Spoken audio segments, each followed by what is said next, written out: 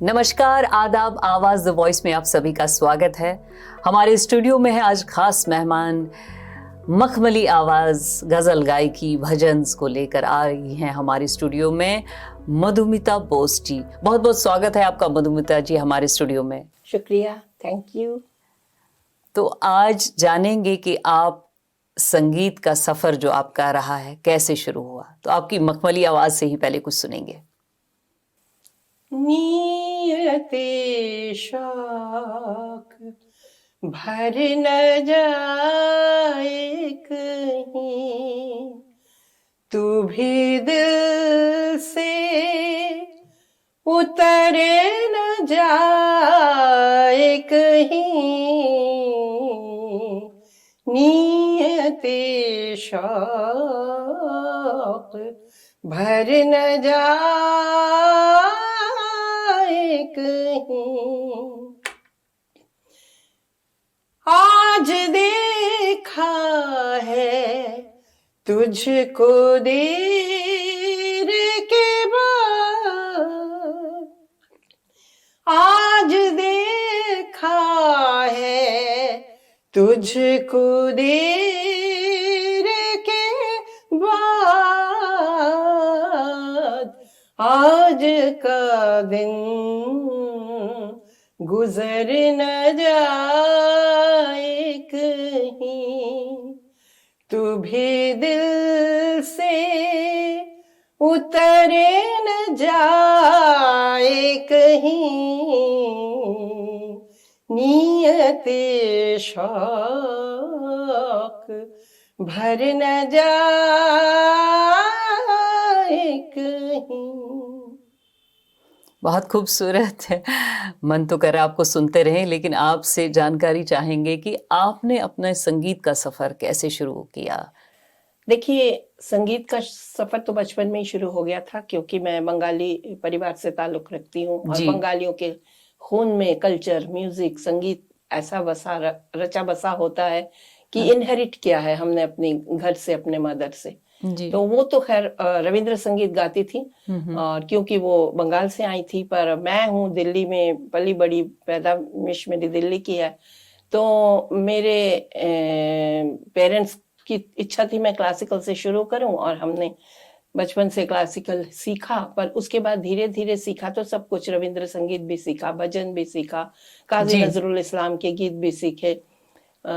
उसके बाद मेरी जो तालीम हुई बड़े गुरु के पास, तो क्लासिकल से ही हुआ, पर बाद में मैं मेरा रुझान उर्दू भाषा की तरफ इतना ज्यादा हो गया कि मैंने फिर गजल पर ही जाकर कदम फोकस किया।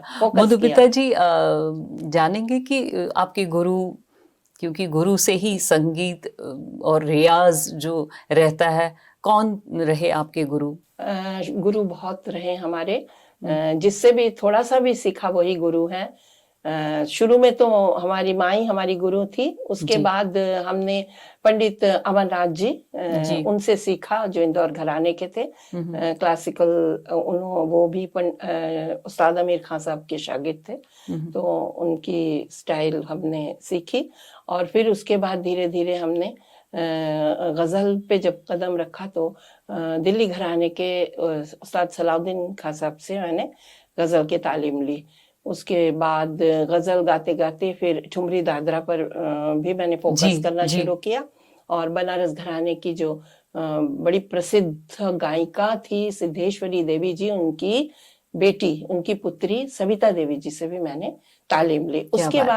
उसके बाद मैंने मुझे साबरी खां साहब, बड़े साबरी खां साहब, जो हमारे पितृतुल्य हैं, जिनको हम फादर फिगर समझते हैं, सारंगी नवाज, बहुत बड़े सारंगी नवाज रहे, उनसे भी मैंने जाके ठुमरी दादरा की तालीम ली थी। अच्छा, तो यानी कि आप इस गुरु शिष्य परंपरा को आगे बढ़ा रही हैं, तो आपके भी कुछ शिष्य हैं जो आपसे सीखते हैं? हाँ, मेरे काफी शिष्य रहे हैं जिन्होंने सीखा है, और सीख के वो प्रोफेशनल गाते हैं, पर आजकल के शिष्य में और हम जिस तरह से वही जानना चाहूंगी, उनमें बहुत अंतर है।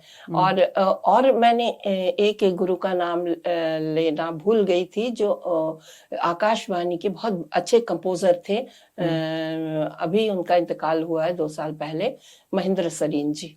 उनसे भी लाइट म्यूजिक की कुछ तालीम ऐसे ली, और उनका तो कंपोजिशन का जवाब नहीं। ऐसा था कि हर स्थाई के बाद हर अंतरे की कंपोजिशन उनकी अलग होती थी, कोई अंतरा किसी अंतरे से मैच नहीं होता था। और मतलब गला तैयार हो जाता था अगर उनकी गायकी गाई जाए, और he was a divine person. तो वो भी मेरे गुरु रहे।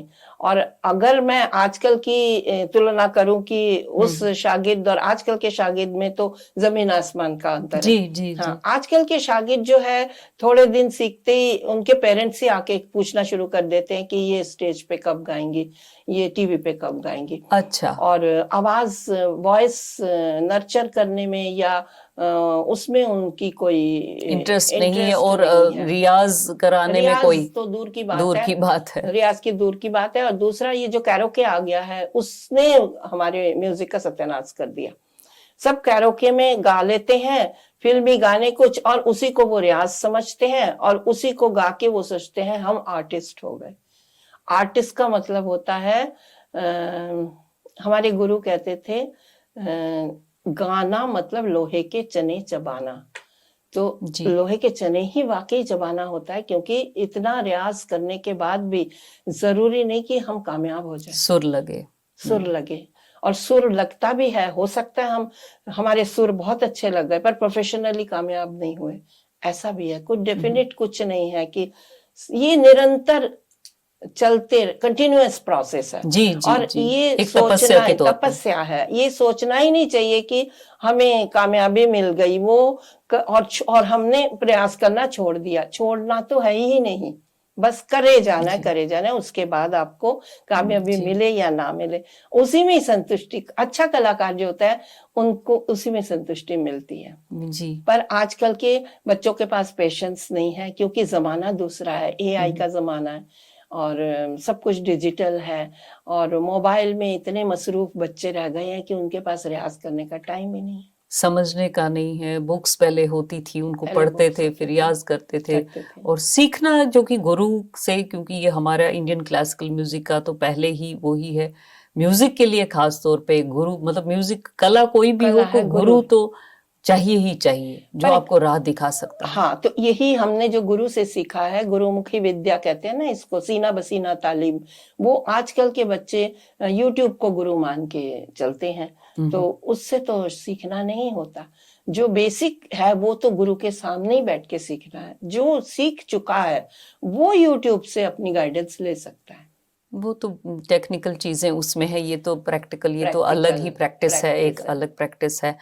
तो आप मतलब अब आप भजन भी गाती हैं, गज़लें तो ख़ास तौर पे आपने जो कहा कि आपका रुझान उर्दू की तरफ था ज़्यादातर, वहाँ तो परफॉर्मेंस जब आपने सीखा, क्योंकि इसमें पूरा वो चाहिए, जज्बा एक चाहिए, और कंटिन्यूस एक प्रोसेस है ये। तो बाहर के मुल्कों में भी आप काफ़ी रही हैं, वहाँ कैसा रिस्पॉन्स आपको मिलता था इंडियन क्लासिकल म्यूज़िक को लेकर, गज़ल गायकी को लेकर के? मुझे बाहर के मुल्क में जाने का अच्छा मौका मिला। गजल का तो बड़ा अच्छा रिस्पॉन्स रहा, क्योंकि और एक तो बात है कि मुश्किल गजल कम ही सुनना और पसंद करते हैं, क्योंकि समझ में नहीं आती। उर्दू जैसे मैं गालिब को मैं 32-33 साल से गा रही हूँ। कुछ गुनगुनाइए आप। ये न थी हमारी किस्मत के विसाल यार होता, अगर और जीते रहते तो ये इंतजार होता। ये न थी हमारी किस्मत। तो ये वही लोग समझते हैं जो उर्दूदां लोग हैं, जो स्कॉलर्स हैं, जो उर्दू से उर्दू पढ़ने वाले बच्चे हैं वो ही इसको अप्रिशिएट करेंगे। और बाहर के मुल्कों में ऐसा है जो मकबूल गजलें हैं, जैसे जगजीत सिंह, गुलाम अली, बेगम अख्तर या मेहदी हसन साहब, उनकी गजल जो पॉपुलर है वो सुनना तो सब पसंद करते हैं। और इस तरह की गजल जो मुश्किल हो, गालिब की हो, वो कम ही समझते हैं। वो बाहर के मुल्कों में भी मैंने वो देखा, जो उर्दू पढ़ते हैं वो उसको अप्रिशिएट करते हैं। और बाकी मैं रही 3 साल सूरीनाम में, वहां पर मैं म्यूजिक के प्रचार प्रसार और सिखाने सब कुछ करने गई थी 3 साल के लिए। वहां पर उर्दू का तो इतना था नहीं। तो मधुमिता जी, क्योंकि आप बाहर के मुल्कों में भी रही हैं, वहाँ भी आपने इंडियन क्लासिकल म्यूजिक और भजन इस तरह का फिल्मी खास तौर पे मतलब सिखाया है, तो कैसा रिस्पॉन्स रहा? क्या क्या सिखाया आपने वहाँ? वहाँ मैंने सब कुछ सिखाया। इंडियन क्लासिकल म्यूजिक इतना ज्यादा नहीं, वो थोड़ा सा राग के बारे में उनको समझाना, विस्तार कराना, कुछ सरगमे सिखाना, उसका आउटलाइन स्ट्रक्चर बता देना, अलंकार, वो सब तो कर लेते हैं। बंदिशों को या तो ऐसा करके हम करते थे जैसे कोई फंक्शन है और एम्बेसडर के यहाँ पर कोई बड़ा प्रोग्राम है, इंडिपेंडेंस डे का, गवर्नमेंट का सरकारी प्रोग्राम, तो उसमें भी हम सरस्वती वंदना से जब शुरू करते थे, उसके साथ हम जोड़ देते थे। जैसे भैरवी में सरस्वती वंदना है, राग भैरवी का सरस्वती वंदना गा के उसके साथ राग भैरवी की ही बंदिश हमने साथ जोड़ दिया। फिर बंदिश के साथ साथ सरगमे, सरगम के साथ ताने, तान के साथ फिर हमने एक भजन भी भैरवी में करके ऐड करके, तो वो उनके लिए इतना रोचक बन जाता था कि वो उसकी प्रैक्टिस भी करते थे और गाना भी पसंद करते थे। पर अगर मैं प्योर क्लासिकल में बड़ा ख्याल से शुरू करती या फिर उनको आलाप ऐसे सिखाती जो बहुत मुश्किल है, जिसका काफी रियाज चाहिए और प्योर फॉर्म जो है, तो वो सीखने को इतना उनके पास नहीं है पेशेंस। जी, लेकिन हमारा संगीत वहां तक पहुंचाया आपने। जी, बिल्कुल, भारतीय संगीत। तो आपको क्या लगता है कि आपने तो वैसे पहले ही कह दिया, लेकिन और जानकारी हम चाहेंगे, जो आजकल के यूथ्स हैं, जो आजकल के मतलब सीखना चाहें, वो गजल गायकी का कितना फ्यूचर है आजकल में? मेरे हिसाब से फ्यूचर तो अच्छा है, गजल गायकी का फ्यूचर अच्छा है। आज के दौर में थोड़ा सा कम हो गया है गजल गायकी, एट प्रेजेंट गजल गायकी कम हो गया है, और सूफी और कवाली लोग ज्यादा पसंद कर रहे हैं। पर ये गजल का दौर भी दोबारा आएगा, क्योंकि ये इतना रिच है, भाषा इतनी अच्छी है, गायकी इतनी अच्छी है, ये क्लासिकल शायरी है ना, शायरी है पूरी, हाँ, डेप्थ इतनी है, फिलॉसफी है इसमें, तो ये दोबारा वापस आएगी। हिंदुस्तान के इतने बड़े बड़े शायरों की शायरी है, हाँ, वो ऐसे जाया नहीं हो सकती। इतने बड़े बड़े शायर 2 लाइनों में इतनी बड़ी बात कह देते हैं, जो कि एक PhD पे भारी पड़ता है। जी, तो वो कभी तो वो 2 लाइनें हो जाए, लाई हयात आई कज़ा ले चली चले, ना अपनी खुशी आए ना अपनी खुशी चले, गा के। और गा के तो तुम्हारे शहर का मौसम बड़ा सुहाना लगे, मैं एक शाम चुरा लूं, अगर बुरा न लगे, तुम्हारे शहर का मौसम बड़ा सुहाना लगे। क्या बात है, कितनी सादगी है इस शायरी में, और कंपोजर ने कितनी खूबसूरती से अपनी बात कह देते थे। मैंने वहां बाहर रविंद्र संगीत भी सिखाया है, जो कि बांग्ला भाषा में है, और गाने वाले जो स्टूडेंट्स होते थे वो डच बोलने वाले थे।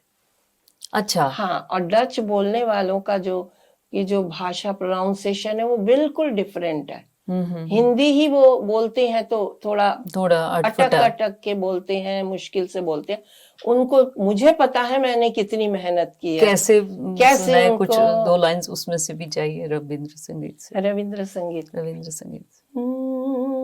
हमारे बेला जे जाए साँझ बेलाते তোমার সুরে সুরে সুर মেলাতে আমার বেলা যে যায়।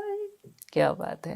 देखिए वहाँ का संगीत, बंगाल का, कश्मीर का अलग ही सूफी संगीत का अलग अलग, हमारे देश में इतना भरा हुआ है जो आपने कहा कि कल्चरली इतना रिच है हम लोग। तो अभी जो हमारे यूथ्स हैं उनके लिए क्या आप संदेश देना चाहेंगे कि उनको क्या करना चाहिए क्लासिकल संगीत के लिए, गज़ल गायकी के लिए? क्या उनको आप मैसेज देना चाहती हैं कि वो कैसे सीखें कि मोबाइल पे डिपेंडेंट ना रहें, गुरु शिष्य परंपरा को आगे कैसे बढ़ाएं? देखिए आजकल मैं ये नहीं कहूंगी कि क्लासिकल कम हो गया, या वो सीख रहे हैं, जो सीखने वाले हैं उनको घर से प्रोत्साहन मिलना ज्यादा जरूरी है। और मोबाइल का सहारा ना लेके वही जो पहले था गुरु शिष्य परंपरा के थ्रू ही वो सीखे तो ज्यादा अच्छा सीखेंगे, और वो आगे भी ये हमारी परंपरा चलती रहेगी। क्योंकि मैं इतने कॉम्पिटिशन्स में जजमेंट के लिए जाती हूँ, मैं देखती हूँ बच्चे इतना अच्छा गा रहे हैं, इतना तैयार गा रहे हैं। ये कौन से बच्चे हैं? यही तो बच्चे हैं, हमारे ही देश के बच्चे हैं।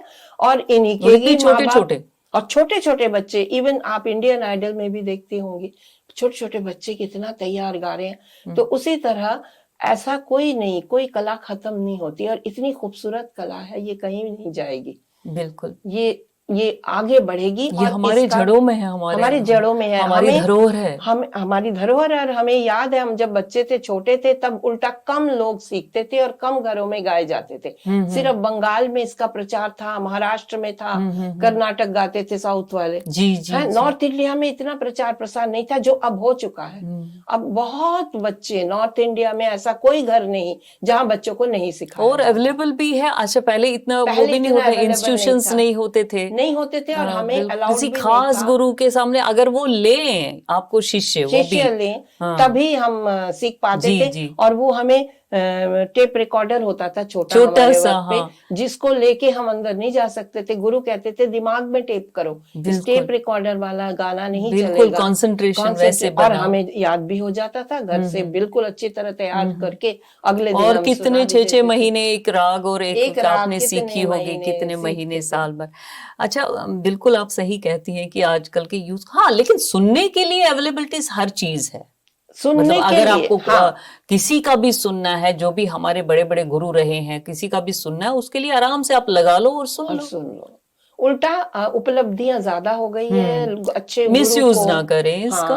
अच्छे गुरु को बहुत सुनने को मिल जाता है, जो पहले नहीं बिल्कुल, जो पहले नहीं पॉसिबल होता था। अब तो बहुत ज्यादा मार्केट, पहले तो वही रेडियो से ही कभी कभार आपने सुन लिया। और तो ये लोग तो दूरदर्शन के लिए भी काम नहीं करते थे, जो इतने गुरु रहे हैं हमारे।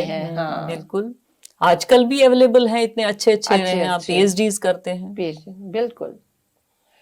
तो चलते चलते एक और कुछ हो जाए, एक भजन के 2। हाँ, जरूर।